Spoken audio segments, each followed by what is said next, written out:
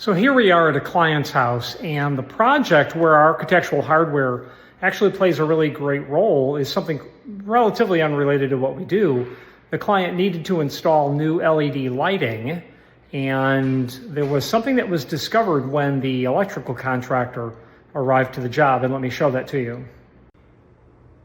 When the contractor arrived with all of the material, it was discovered that this original installation that's 25 years old, the diameter of the holes that were prepped in the fixtures were far too large for the available lights, causing that kind of a problem. So that's not really good at all. Nothing good at all. So I got the call about hoping to save the day, wondering if there were new, larger lights. And I said, well, there certainly likely is, but since that's not my area of expertise, I made a recommendation on a different solution, so let me show that solution to you right now.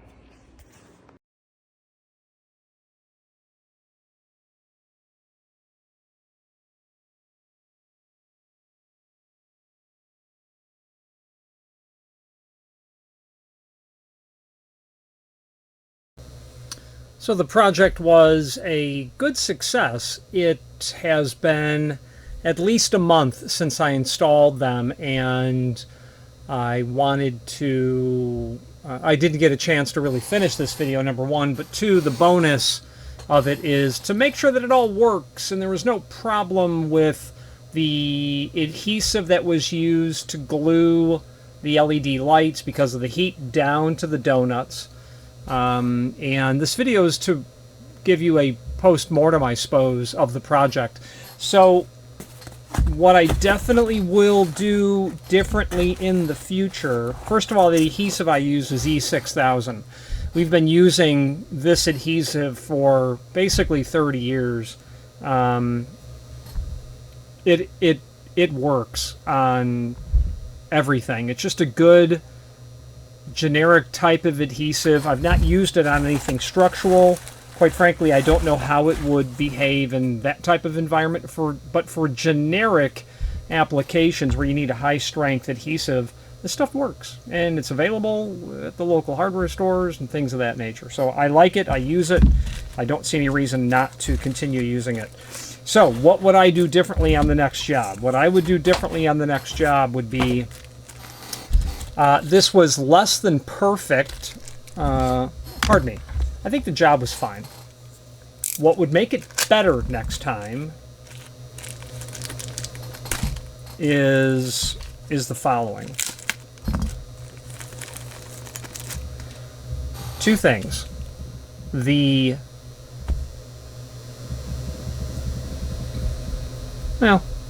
Two things. The center to center of the screw holes was too close to the cutout in the entertainment center. The screws bit wood completely, but they were really close to that cutout. Next time, I'm either going to increase the diameter of this and space it out evenly and pull it away, or I'm just going to bias them a little bit further away, maybe a 1/4 inch in each direction. Spread them out a little bit. The location of those holes and maybe the outside diameter would be based on the hole that's cut in that soffit area.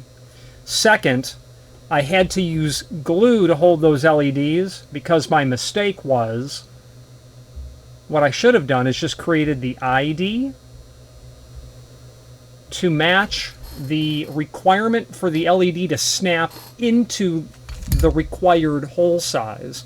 What I was doing was I was making the ID of the hole equal to the OD of the lighted area, the amount of diameter of the glass, so to speak, that the light comes through. That's what this is. So you don't really see the flange that the lens is attached to because I glued that down to this. I think next time what I might do is just snap them in place. The downside of that is you'll see that flange around here. It will most definitely increase the outside diameter and the positioning of the screw holes. So I suppose the advantage of gluing it down is this is about as small as I could make it diameter-wise and still have the screw hole centered so it looked kind of oh, that's meant to be there. That's no one would pick it up as an after the fact kind of correction. And that's really all that I have to say about this project. So I don't have a problem with gluing it, even though it's an additional step. What I do believe is going to be an issue is if I increase the inside diameter so I could snap the lights in, the tangs that are on the light unit itself are going to require a specific thickness to spring against. This is not going to permit that. So it could be that if I tried it the other way, that I would still want to have glued these down, because then I'm going to have a light that can potentially fall out, because this is only 50 thousandths. It's the thickness of a kick plate, basically. So it may have been okay that way. So if it was better to use E6000 and glue that down, make it a cleaner look, I needed to move the screw. Next time I will certainly move the screw holes over, because I had to be spot on when I was drilling the holes to hit all wood, because it was close to the cutout. Which means I would probably increase the diameter. I mean, I'd have to increase it by a ½ inch if I wanted to move those over, well, a ½ inch. No, it'd be a ½ inch if I wanted to move those holes over in each direction. Yeah. ½ inch additional all the way around gives me an additional ½ inch outside diameter to whatever it is now, allowing me to move the holes over a ½ inch in each direction. For my job that I did with the existing holes that were there, that's what would have been required.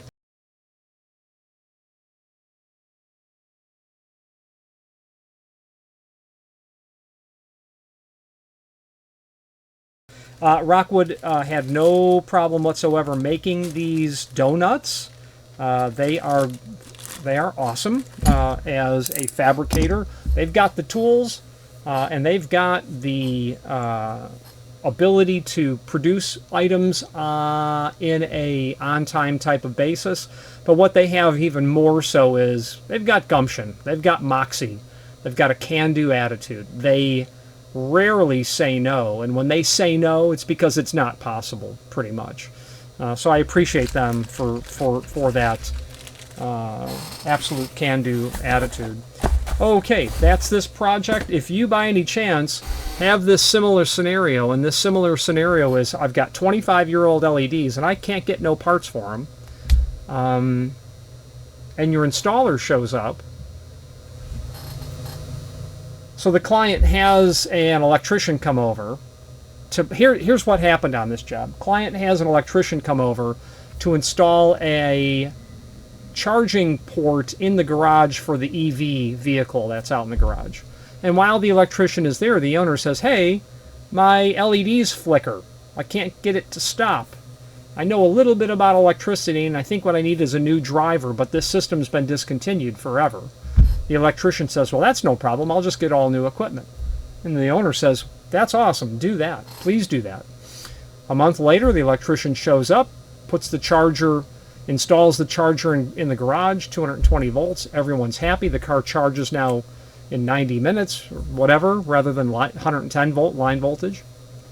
Comes inside and says, yeah, your holes are too big. No, my holes aren't too big. You didn't measure them.